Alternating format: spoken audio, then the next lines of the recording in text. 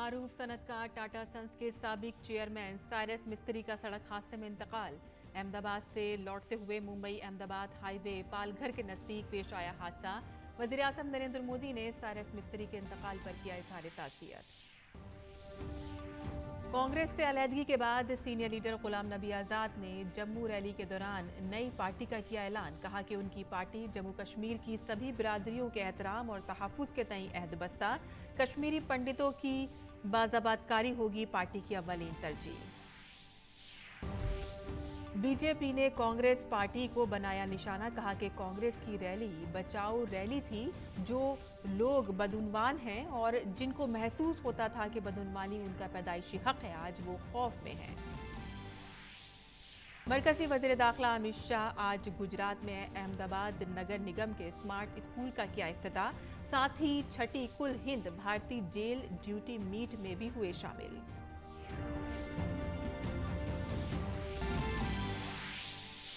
बांग्लादेश की वज़ीर आज़म शेख हसीना ने कल से शुरू होने वाले भारत दौरे से कबल दिया इंटरव्यू। यूक्रेन में फंसे बांग्लादेशी तलबा की बाहिफाजत वतन वापसी और कोरोना बहरान के दौरान वैक्सीन मुहैया कराने के लिए वज़ीर आज़म नरेंद्र मोदी और भारत का किया शुक्रिया अदा। भारत को सबसे काबिल एतमाद दोस्त करार दिया। एशिया कप क्रिकेट के सुपर 4 के दूसरे मुकाबले में आज भारत और पाकिस्तान फिर होंगे आमने सामने। वहीं सुपर 4 के पहले मुकाबले में कल श्रीलंका ने अफगानिस्तान को 4 विकेट से दी थी शिकस्त। दूरदर्शन पर जारी स्वराज सीरियल में आज के एपिसोड में देखिए शिवप्पा नायक की अमर गाथा। शिवप्पा नायक ने मगरबी साल पर पुर्तगालियों के खिलाफ की थी जद्दोजहद।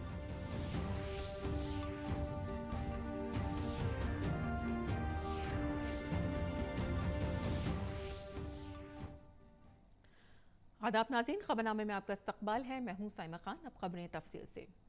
मुमताज सनतकार टाटा सन्स के साबिक चेयरमैन साइरस मिस्त्री का एक सड़क हादसे में इंतकाल हो गया है। अहमदाबाद से वापसी के दौरान ये सड़क हादसा मुंबई अहमदाबाद हाईवे पर पालघर के करीब पेश आया। कार में 4 लोग सवार थे, जिनमें से 2 की मौके पर ही मौत हो गई और 2 लोगों को नाजुक हालत में अस्पताल में दाखिल कराया गया है। वज़ीर आज़म नरेंद्र मोदी ने अपने करीबी ताज़ियती पैगाम में लिखा है कि श्री साइरस मिस्त्री का अचानक इंतकाल चौंका देने वाला है। वो भारत के एक होनहार सनती लीडर थे, जिनसे बहुत सी उम्मीदें वाबस्ता थीं। उनका इंतकाल कॉमर्स और सनत की दुनिया का बड़ा नुकसान है। उनके घर वालों और दोस्तों को मेरी तरफ से ताज़ियत, उनकी मग़फ़िरत हो।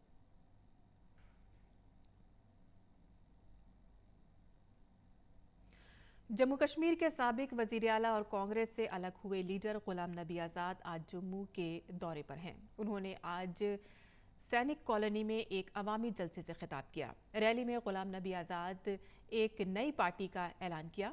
कांग्रेस छोड़ते वक्त गुलाम नबी आज़ाद ने राहुल गांधी पर कांग्रेस को पस्ती में ले जाने का इल्जाम लगाया था।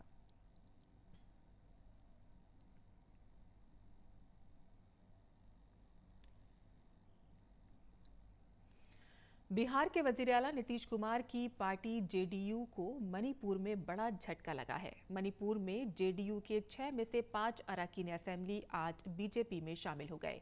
बीजेपी के कौमी सदर जेपी नड्डा ने अपने रिहाइशगाह पर सभी अरकान असेंबली को बाज़ाब्ता तौर पर बीजेपी में शामिल कराया।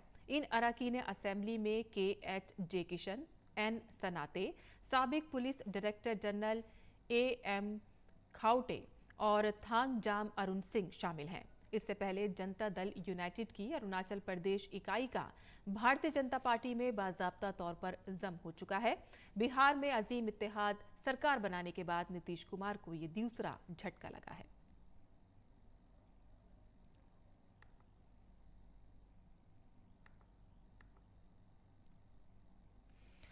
वज़ीर दाखिला अमित शाह ने आज गुजरात के दौरे में अहमदाबाद जिले के नवाबाज इलाके में अहमदाबाद म्युनिसिपल कॉरपोरेशन के स्मार्ट स्कूलों का इफ्तिताह किया। इस दौरान उनके साथ गुजरात के वज़ीर आला भूपिंदर पटेल भी मौजूद रहे। इसके साथ ही अमित शाह छठी Akhil Bharatiya jail duty meet में भी शामिल हुए। ये police research and development bureau की तरफ से मुनक्किद एक 2 साला प्रोग्राम है।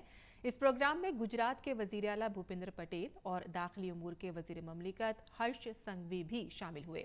इस मौके पर वजीर दाखिला अमित शाह ने कहा कि सभी रियासतों को जेल सहूलियात पर ध्यान देने की जरूरत है।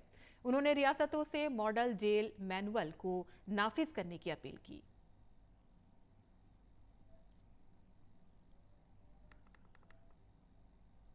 मोदी सरकार आने के बाद एक बहुत व्यापक समीक्षा कर उस वक्त 2016 में जो जेल मैनुअल था उसकी जगह मॉडल जेल मैनुअल मोदी सरकार ने इंट्रोड्यूस किया है। मगर मैं आज फिर से एक बार कहना चाहता हूं कि सिर्फ 11 राज्य और केंद्र शासित प्रदेशों ने ही इस जेल मैनुअल को अपनाया है। मेरा आग्रह है सभी राज्यों से कि जो मॉडल जेल मैनुअल 2016 है इसको सभी राज्य अविलंब स्वीकार करें और इसके आधार पर जेल सुधारणा के कार्यक्रम को अपने अपने राज्य में आगे ले जाए। वज़ीर दाखिला अमित शाह ने अपने खिताब में कहा कि समाज में जेल को जिस नजरिए से देखा जाता है उस नजरिए को बदलने की जरूरत है। जेल को जिस दृष्टि से समाज में देखा जाता है उस दृष्टि को भी बदलने की जरूरत है। जेल के अंदर सजा याफ्ता कैदी जो होते हैं, हर कैदी स्वभाव से क्रिमिनल नहीं होता। कई बार कुछ घटना ही ऐसी हो जाती है कि उनको अलग अलग प्रकार के गुनाह में उनका इन्वॉल्वमेंट आता है और सजा भी होती है।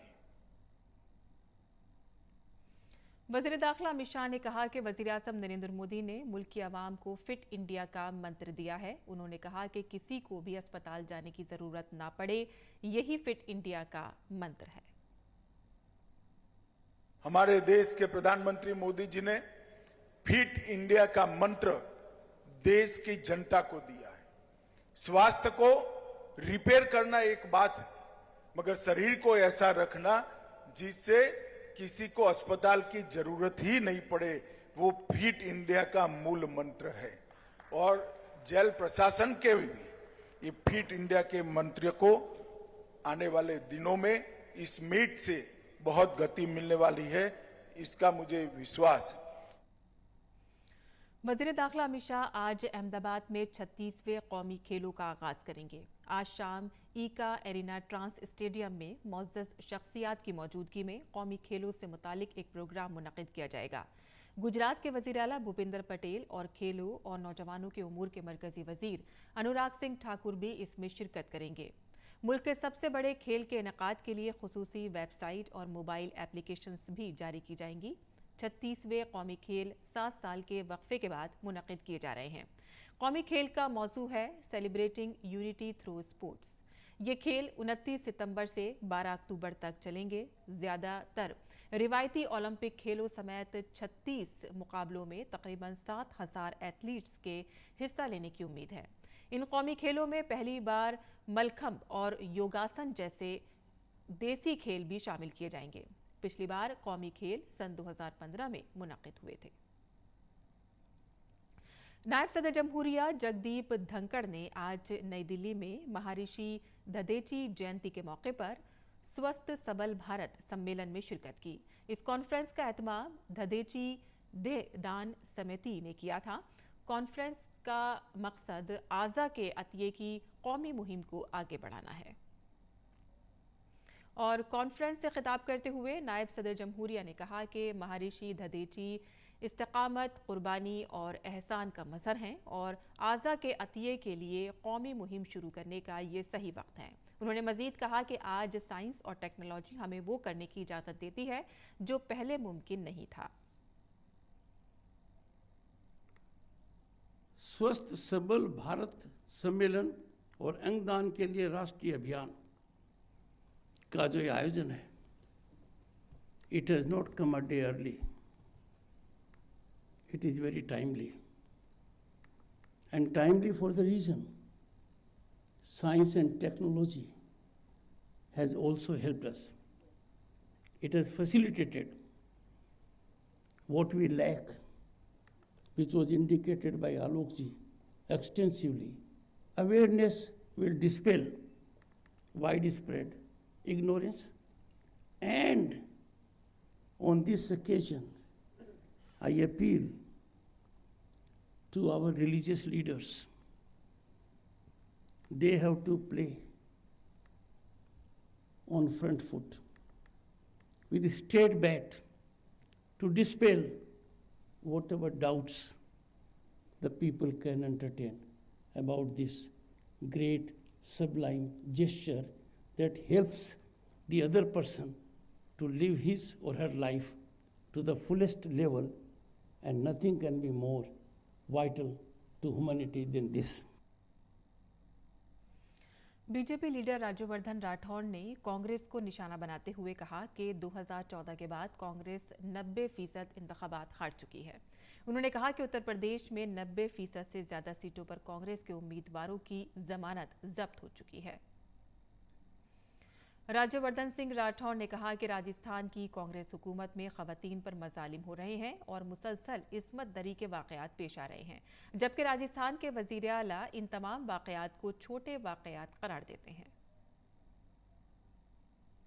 आरोप लगाने पे सबसे आगे रहते हैं राजस्थान की सरकार। पहले कहा था उन्होंने कि बेरोजगार जिम्मेदार हैं बलात्कार के लिए, और अब आरोप लगा रहे हैं कि जो बलात्कार के जो दुष्कर्म की जो पीड़िताएं हैं वो झूठ बोल रही हैं।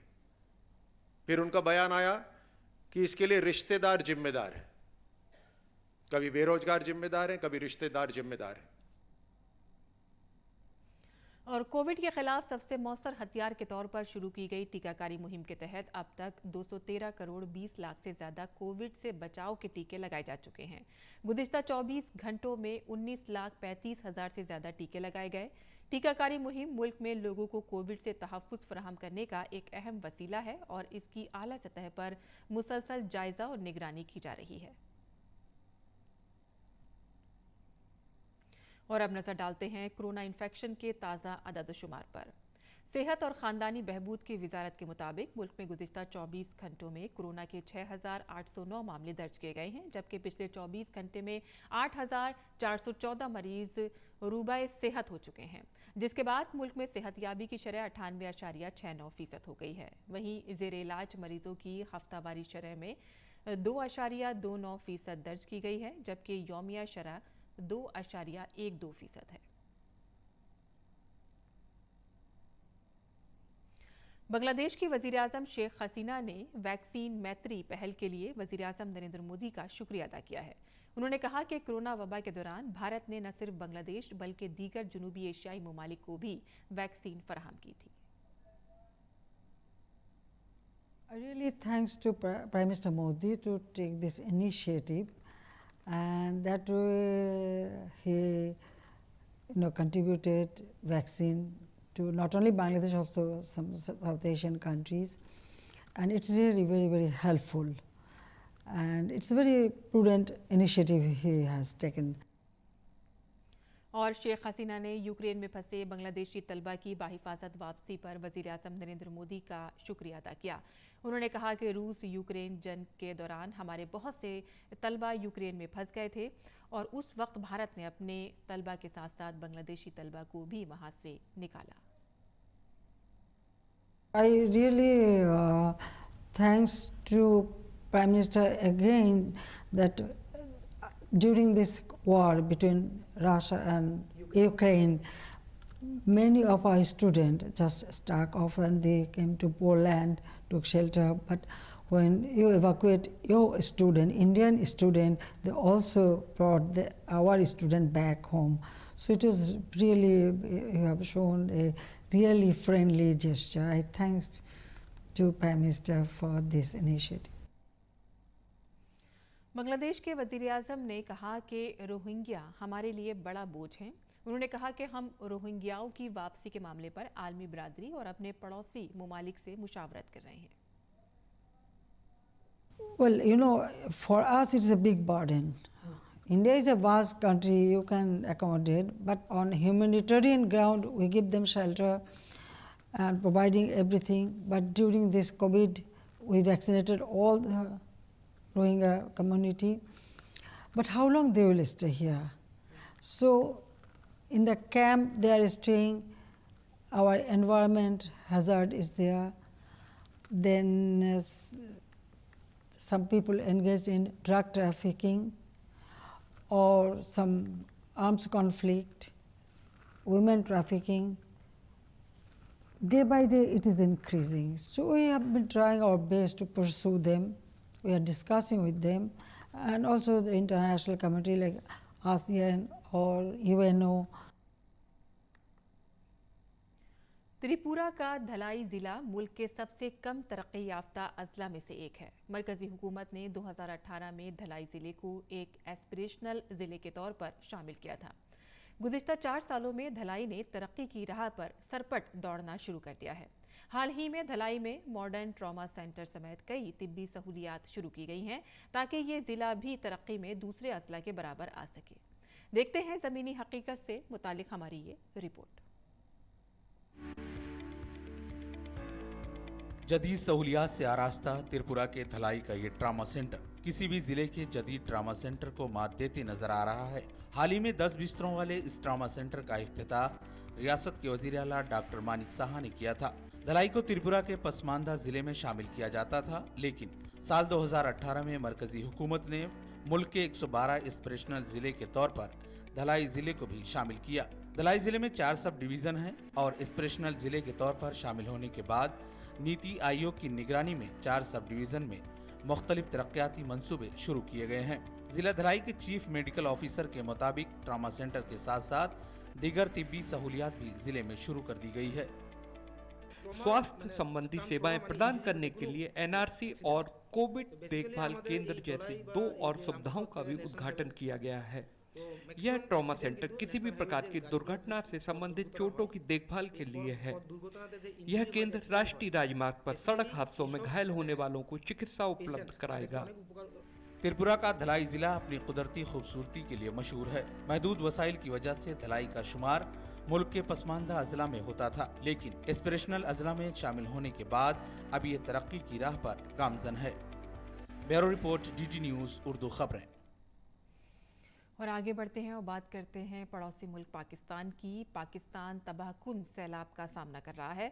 पाकिस्तान में आलमी बिरादरी से मुतालबा किया है कि वो फौरी इमदाद फराहम करें और इस बात को यकीनी बनाएं कि मुल्क की मदद का उनका अज़्म मुस्तहकम रहे। पाकिस्तान ने इसका मवाजना 2005 के समंदरी तूफान कतरीना से किया, जो 2005 में अमेरिका से टकराया था।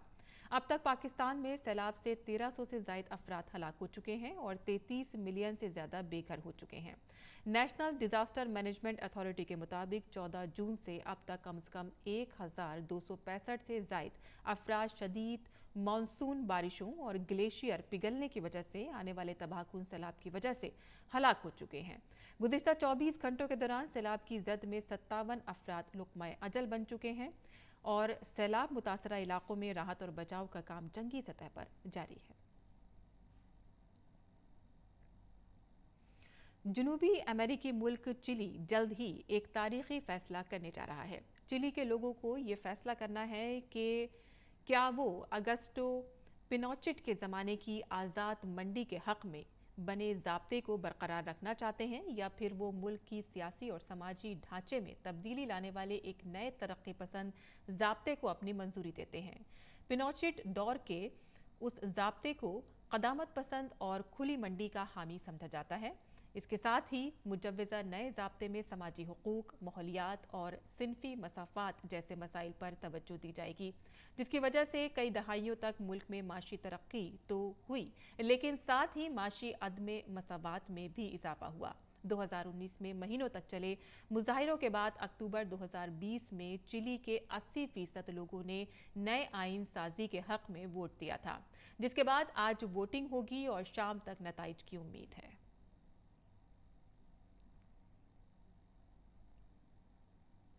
अमेरिकी खलाई एजेंसी नासा की Artemis 1 moon mission rocket launch करने की दूसरी कोशिश भी गुज़िश्ता रोज़ ईंधन के रिसाव की वजह से रोक दी गई।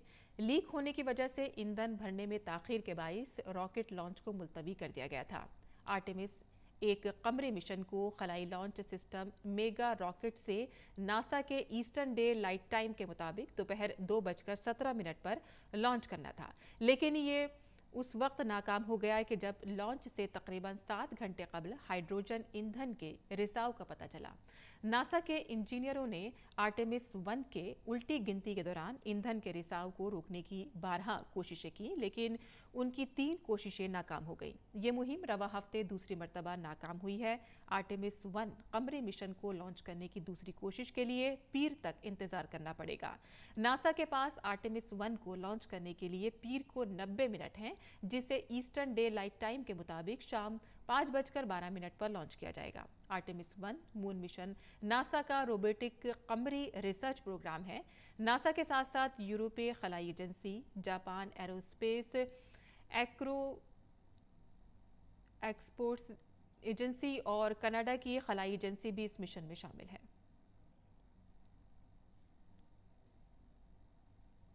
और अब बात करते हैं खेल की, जहां एशिया कप क्रिकेट में आज दुबई में सुपर 4 में भारत का मुकाबला पाकिस्तान से होगा। ये मैच शाम 7:30 बजे खेला जाएगा। भारत के 2 मैचों में 4 पॉइंट्स हैं और वो टेबल में सरफहरिस्त है। पाकिस्तान के 2 मैचों में 1 में जीत के साथ 2 पॉइंट्स हैं और वो दूसरे नंबर पर है। भारत के ऑलराउंडर रविंद्र जडेजा घुटने की इंजरी की वजह से एशिया कप के बकिया मैचों से बाहर हो गए हैं। उनकी जगह पर अक्षर पटेल को टीम में शामिल किया गया है। और एशिया कप क्रिकेट में आज दुबई में सुपर 4 में भारत का मुकाबला पाकिस्तान से होगा। ये मैच शाम 7:30 बजे खेला जाएगा। मुल्क में मैच से मुतालिक मद्दाहों में काफ़ी जोशो खरोश पाया जा रहा है। मद्दाहों का कहना है कि उन्हें उम्मीद ही नहीं बल्कि पूरा यकीन है कि ये मुकाबला भी भारत ही जीतेगा। अभी आज का मैच हो रहा है वो हमारे लिए एक सरप्राइज था, बट अच्छा है, पहली बार हो रहा है कि 1 महीने में 2 बार इंडिया से पाकिस्तान, और शायद फाइनल में आ गए तो 3 बार, बट इंडिया जीती आई है, आज जीतेगी और आगे अगर गलती से मिल गए तब भी जीतेगी। पहले भी आपने देखा था कि हार्दिक पांड्या ने कैसे उनके छक्के छुड़ाए थे और इस बार भी हमें उम्मीद है कि इंडिया उनके फिर छक्के छुड़ाएगी, क्योंकि बाप बाप ही होता है और बेटा बेटा ही होता है। भारत माता की जय। हम हर बार जीते हैं, इस बार भी जीतेंगे और हमेशा ही जीतेंगे। भारत माता की जय। और गुज़िश्ता रात शारजा में खेले गए सुपर 4 के पहले मैच में श्रीलंका ने अफगानिस्तान को 4 विकेटों से शिकस्त दे दी। 176 रन के हदफ के जवाब में श्रीलंका ने 19 ओवर और 1 गेंद पर 6 विकेटों के नुकसान पर 179 रन बनाए। श्रीलंका की जानिब से प्रथम निशांका ने 35 और कौशल मेंडिस ने 36 रन बनाए, जबकि धनुष्का ने 33 और भानुका राजापक्षे ने 31 रन बनाए। इससे कबल श्रीलंका ने टॉस जीतकर गेंदबाजी का फैसला किया। अफगानिस्तान के रहमानुल्लाह गुरबाज ने 84 और इब्राहिम ने 40 रन की बदौलत मुकर्ररा 20 ओवर में 6 विकेटों पर 175 रन बनाए। रहमानुल्लाह गुरबाज को मैच का बेहतरीन खिलाड़ी करार दिया गया।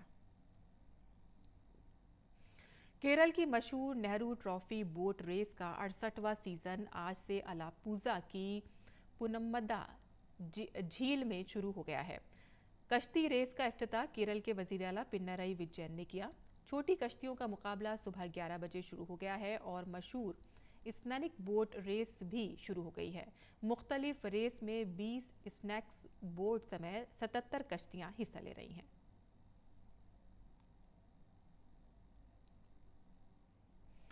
और यूएस ओपन 2022 के मुकाबले में दुनिया भर के टेनिस खिलाड़ियों की शानदार कारकर्दगी का मुजाहिरा जारी है। आज खेले गए मर्दों के सिंगल्स मुकाबले में स्पेन के मायानाज खिलाड़ी राफेल नडाल ने जीत दर्ज करते हुए राउंड ऑफ 16 में जगह बना ली है। नडाल ने तीसरे दौर के मैच में फ्रेंच खिलाड़ी रिचर्ड्स गैस को 6-0, 6-1, 7-5 के फर्क से शिकस्त दी। यूएस ओपन के मर्दों के सिंगल्स मुकाबले में क्रोएशिया के मैरिन सिल्क अगले राउंड में पहुंच गए हैं। तीसरे राउंड में मैरिन ने ब्रितानवी टेनिस खिलाड़ी को 7-6, 6-7, 6-2, 7-5 के फर्क से शिकस्त दी।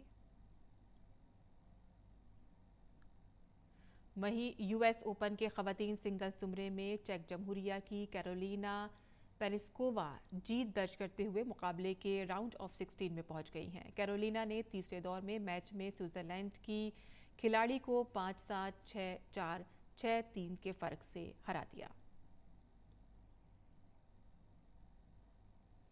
आसाम हुकूमत ने दौलत मुश्तरका खेलों में सोने का तमगा जीतने वाली नयन मोनी को एजाज से नवाजा है। आसाम के वजीर आला हेमंत बिस्वा शर्मा ने एक प्रोग्राम के दौरान नयन मोनी को डिप्टी सुपरिटेंडेंट ऑफ पुलिस की हैसियत से तकर्रुरी का खत और 50 लाख रुपए का चेक पेश करके एजाज बख्शा। वजीर आला की तरफ से तकर्रुरी का खत मिलने के बाद नयन मोनी ने आसाम हुकूमत की खेलों की पॉलिसी की तारीफ की और कहा कि वो अपनी अच्छी कारकर्दगी को जारी रखने की कोशिश करेंगी। और 4 दहाइयों पर लोगों के दिलों पर हुक्मरानी करने वाले मारूफ बॉलीवुड अदाकार ऋषि कपूर का आज यौम पैदाइश है। ऋषि कपूर ने अपनी अदाकारी से अपने शायकीन के दिलों पर अनमिट नुकूश छोड़े हैं। दूरदर्शन आज ऋषि कपूर को याद कर रहा है और आइए सुनते हैं उनकी फिल्मों के कुछ यादगार नगमे और हमें दीजिए इजाजत। आदाब। तेरे चेहरे से नजर नहीं हटती, नजारे हम क्या देखें, नजारे हम क्या देखें। तुझे मिलके भी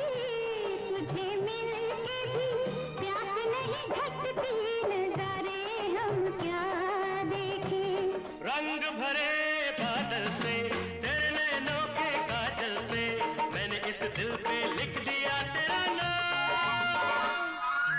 चांदनी ओ मेरी चांदनी, दिल पे लिखी बातों को पोंछ न दे तू आंचल से, मैंने इस दिल पे लिख दिया तेरा नाम। चांदनी किसी पे दिल अगर आ जाए तो क्या होता है, किसी पे दिल अगर आ जाए तो क्या होता है। वही होता है जो मंजूरे खुदा होता है, वही होता है जो मंजूरे खुदा होता है। पर्दा है पर्दा, पर्दा है पर्दा, पर्दे के पीछे पर्दा नशी है, पर्दा नशी को बेपर्दा न कर दूं तो अकबर मेरा नाम नहीं है। मैं काफिर तो नहीं, मैं काफिर तो नहीं, मगर हंसी जब से देखा मैंने तुझको, मुझको बंदगी आ गई। मेरी किस्मत में तू नहीं शायद, क्यों तेरा इंतजार करता हूँ।